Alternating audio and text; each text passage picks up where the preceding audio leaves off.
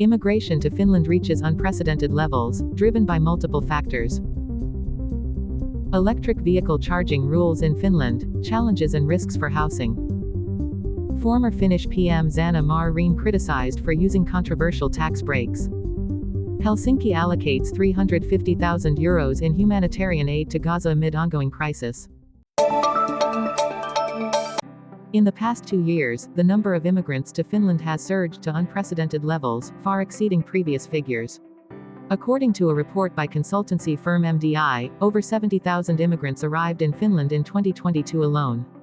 This increase is driven not only by the conflict in Ukraine but also by other factors. If the trend continues, Finland's population could reach 6 million by 2040. Notably, Indian software engineer Unikrishnan Kurup moved to Finland in 2010 to work for Nokia and now runs the software company Gravito with co-founders. Kurup, who lives in Espoo with his wife and 2 children, finds that the balance between personal life and work in Finland is the main reason his family has chosen to stay long-term. However, he also expressed concerns about recent tightening immigration policies, which could influence future decisions for those looking to settle in Finland.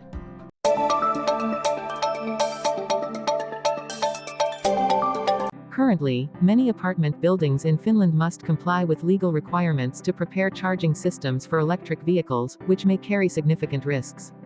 For buildings with at least 5 parking spaces, charging systems must be installed during major renovations.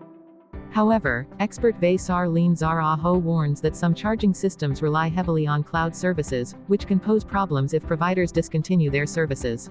Smart charging systems that support OCPP protocol enable buildings to switch providers easily but require significant investment and can be complex to manage. Using local systems can reduce dependence on external services but requires managers to monitor electricity consumption regularly, adding to their workload.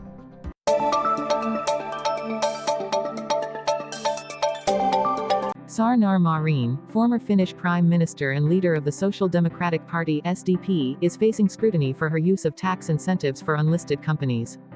Notably, Marin and the SDP had previously criticized such tax loopholes. Zunar Saarinen, an SDP member, acknowledged the inconsistency between Marin's words and actions, suggesting it affects her credibility as a politician. However, Mia Petrar, another SDP parliamentarian, defended Marin, arguing that she did not intend to exploit the law and had paid high income taxes.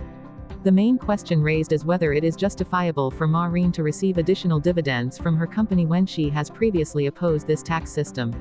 Many in the SDP are calling for tax system reforms to prevent abuses like Marin's case and those of other public figures.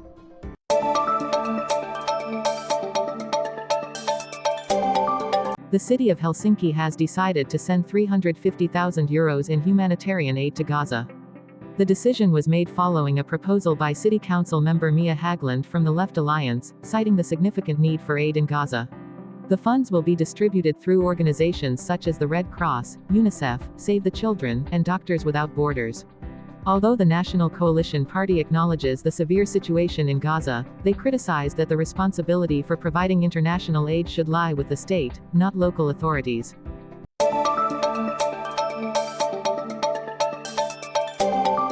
Electricity prices in Finland are set to rise sharply to nearly 50 cents per kilowatt-hour today, according to the Nord Pool Electricity Exchange. Specifically, between 2000 and 2100 on September 12, prices will peak at 49.36 cents per kilowatt-hour, including VAT. Today, the highest price is around 10 cents per kilowatt-hour. This price hike is attributed to several factors, including maintenance work on major power plants and transmission systems with Sweden. Additionally, technical issues at the Olkiluoto 2 plant have reduced power supply, leading to higher than normal electricity prices.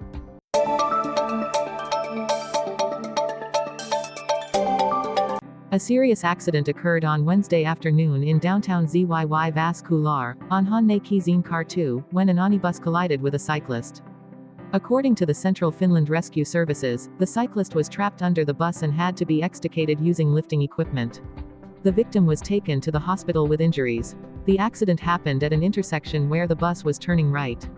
Police are investigating the incident, suspecting traffic safety violations and causing injury.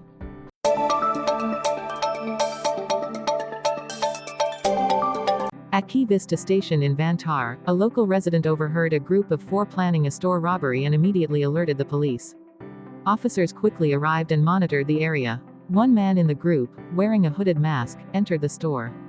When his intentions were clear, police intervened, arresting him at the checkout with a weapon in hand. The suspect is charged with serious robbery and possession of a dangerous weapon. The other group members were also apprehended and are under investigation. The Eastern Uusimaa police praised the swift actions of the public and store staff, emphasizing the crucial role of community cooperation in maintaining security.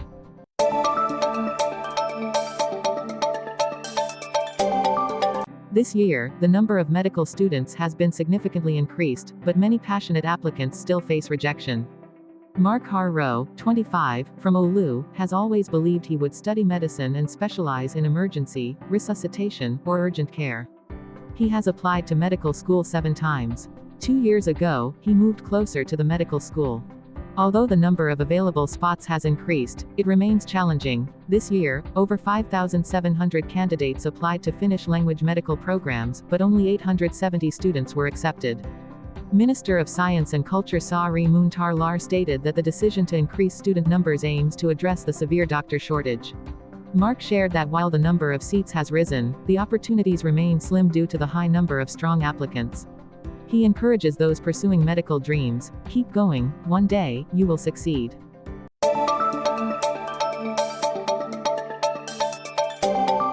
During the renovation of Sanna, a playground in West Parsilar, Helsinki, an old landfill was discovered underground. The area mainly contains household waste, but at least one oil barrel, posing a hazard, was found. The renovation project now includes soil cleanup. Sanna has been in use since the 1980s, with generations of children playing on potentially dangerous waste. Although the landfill was covered with soil and construction materials, experts will assess the impact. These findings highlight past waste management issues, and the renovation may extend by another month, with completion expected by July 2025.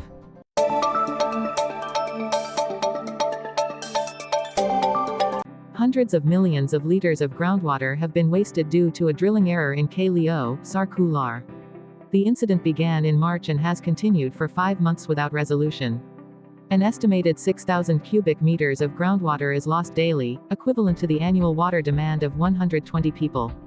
The main cause was the installation of a monitoring pipe too deep, allowing high-pressure groundwater to surface. Despite numerous countermeasures, the issue remains unresolved. Experts predict that remediation could extend to the end of the year. Although this situation poses minimal environmental harm, the groundwater continues to flow into Lake Kallionzarrerv, where it would naturally end up. Local authorities are considering turning the area into an artificial water source if complete remediation is not feasible.